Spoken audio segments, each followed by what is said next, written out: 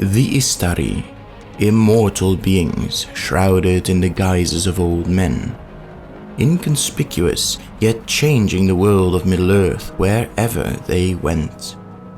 They saw thousands of years go by and witnessed events in Middle-earth for so long that they saw the accounts of their earlier encounters and interventions turned into myths and legends.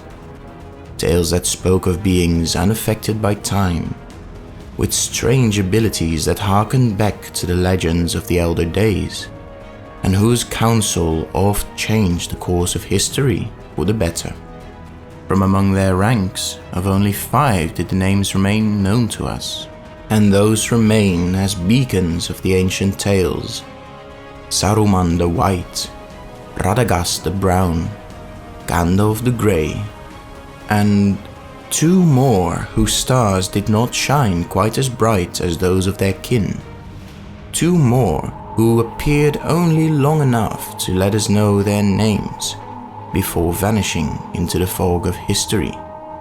Who were they, and where did they go, and what ultimately became of the 2 lost Istari, the Blue Wizards?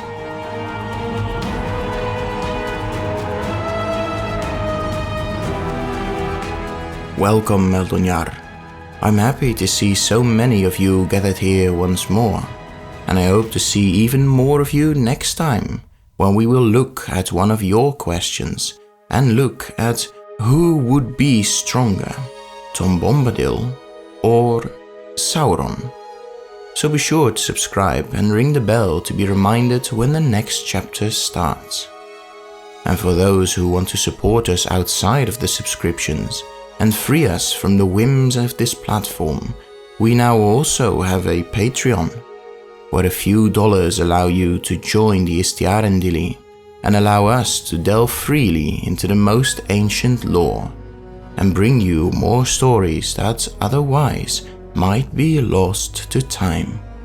However, this week we will prevent one such tale from being forgotten, as we ask ourselves, what eventually became of the Blue Wizards? It was around the year 1000 of the Third Age that the first of the Istari landed on the western shores of Middle-earth. From there, many legends and tales tell of what each did. They tell of how Radagast went into the forests and set his sights on protecting the smaller animals, building his home in Roscobel, and tried to bring a little bit of light back to the darkness of the deep forests. They tell of Saruman, who leaned more towards the elves, becoming a more active advisor and even receiving the watchtower of Orthanc from the steward of Gondor, before slowly succumbing to his deep flaws and turning to evil. They tell of Gandalf, who roamed the lands of Middle-earth as a lowly wanderer, eventually meeting and growing a love for the little hobbits and their simple lives, and who eventually became the greatest of the Istari by far.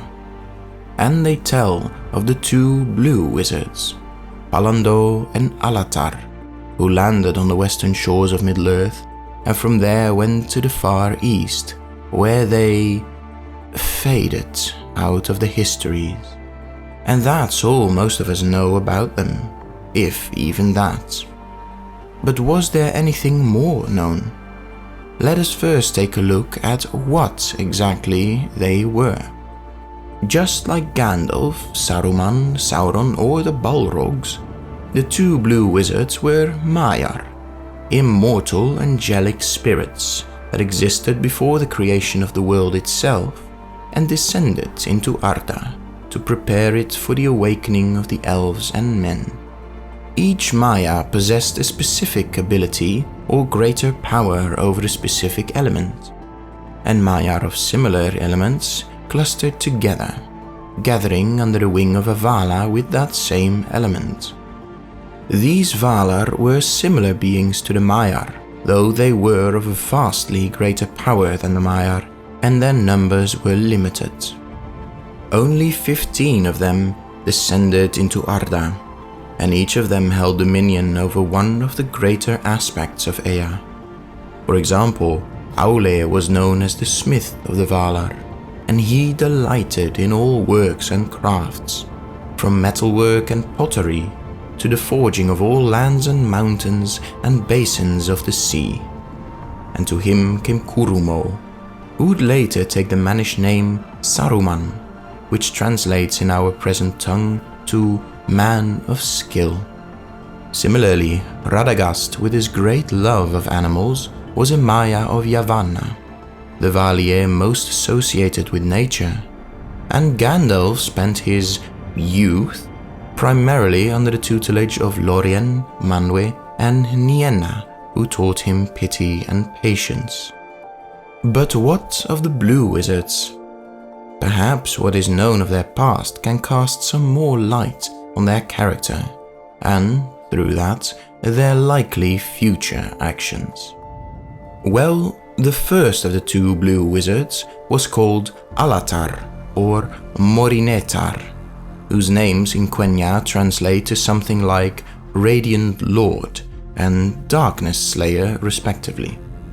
He belonged to the retinue of Orome, the huntsman of the Valar, which meant that, in the ancientmost times, before the awakening of the elves at Cuivienen, he rode with Orome's hunting party, tracking, hunting and killing the creatures of evil. This very much explains the name of Morinetar, Darkness Slayer. His friend and the second Blue Wizard bore amongst others the names Palando and Romestamo, or Far Traveler and East Helper respectively. Given his friendship with Alatar and his wanderlust, he might have also belonged to Orome's host. Or perhaps, if we interpret the name Palando to be better translated as far-seeing, he might have instead served Namo Mandos, the doomsman of the Valar, who knows and remembers nearly all things that were and shall be. Regardless of their allegiance, in the ancientmost times, these two Maiar were close friends, living together in the blessed realm of Valinor. There, in their original forms, they were considered among the more powerful of the Maiar, though weaker than Saruman. When the first elves later awoke in Cuivienen, 5 Maiar, with Melian as a 6th, were charged with protecting the newly awoken elves from the dangers of Melkor and his darkness. During their time among the 5, technically 6, guardians, they did not appear in the guises of old men, however. Instead, they walked Middle-earth in powerful forms, most likely taking after the image of the elves. Together, they shielded their charges from the atrocities and horrors that poured forth from Utumno, until the greatest war of all time swept across the north of the continent. During this War of the Powers, Alatar and Palando either served in their role as a guardian, like they did before, or they returned to the ranks of the Valar and Maiar of Valinor and fought directly against the forces of the Dark Lord Melkor. Regardless, after his defeat, the Guardians returned to Valinor and once more vanished from legends. As the ages came and went, the threat of Melkor eventually passed, and his place was taken by Sauron, rising eventually to claim the titles of King of Kings and Lord of the Earth. And this was rapidly becoming less and less of a vain boast and more of a fact.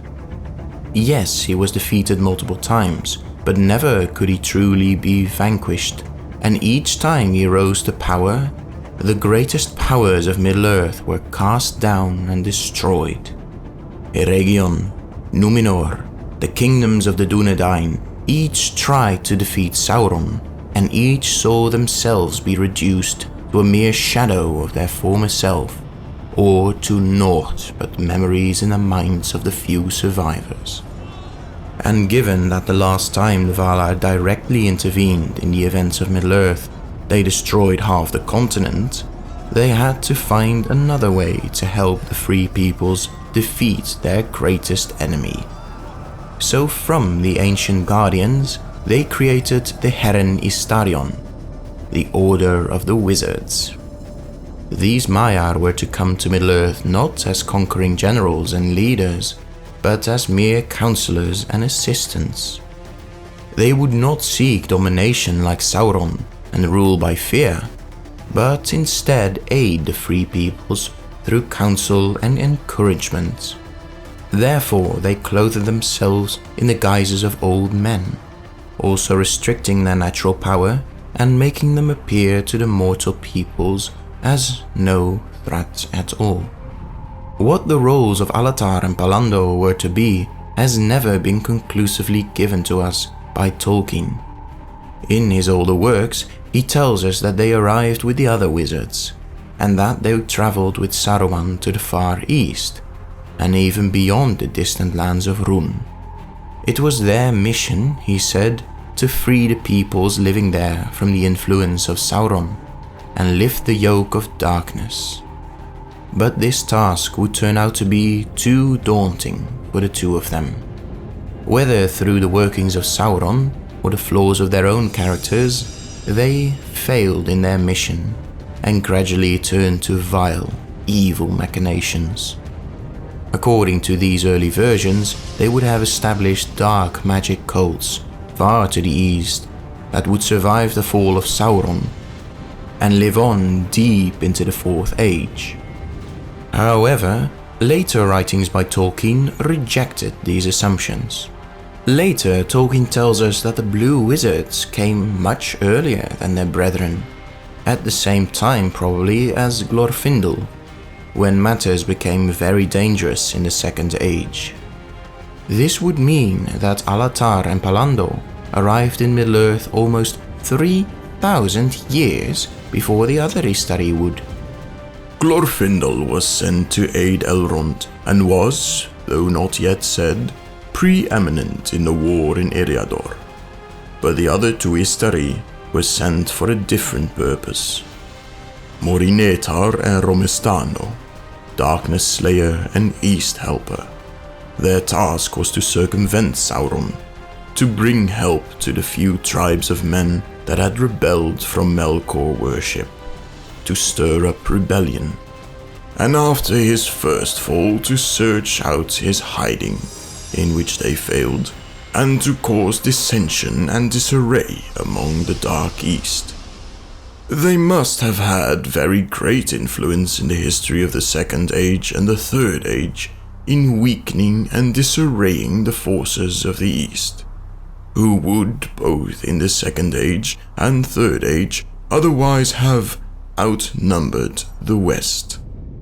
Tolkien implies that it was only due to the millennia-long work of Alatar and Palando that the last alliance of elves and men could face Sauron at the end of the Second Age, without being overrun outright by an enemy with numbers countless.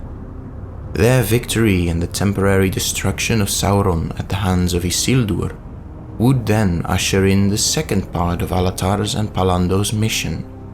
They were to track down the weak spirit of Sauron and prevent him from gaining power and returning to his old strength. But in this task, they inevitably failed.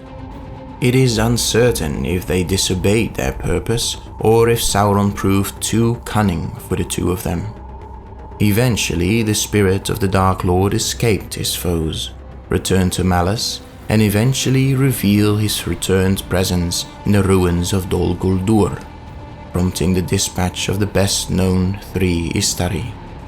Though the Blue Wizards failed in their second mission, their efforts did not turn out to be wholly in vain, for their influence also lasted deep into the Third Age, where it greatly influenced the peoples of Rhûn. With their help, many tribes and clans there renounced Sauron and fought for their freedom. Through this, Sauron could never confidently turn west and face the forces of Gondor, Arnor, Rohan and the like, without having to worry about his back.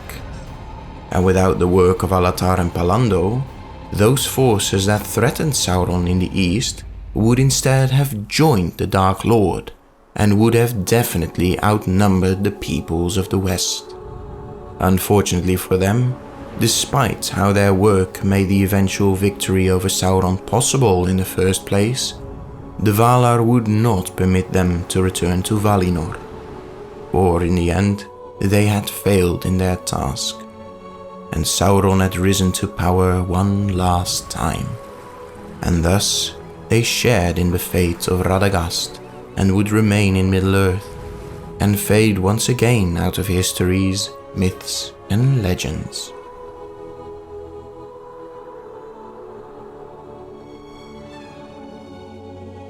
Thus we conclude this chapter and this video. Did the knowledge surprise you?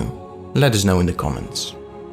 If you enjoyed it and would like to help us spread the histories of Arda to the wider world, then please take a look at our Patreon and consider joining the ranks of the Istari, the Friends of the Scholars, and have your names appear on screen here. But regardless of that, be sure to subscribe and click the bell icon to be notified of the next chapter in the Mysteries of Westeros, and learn the answer to one of your questions. Who was stronger, Tom Bombadil or Sauron? But for now, I have been Irjikor Kuruvane, and I wish you all Namarie Meldonyar.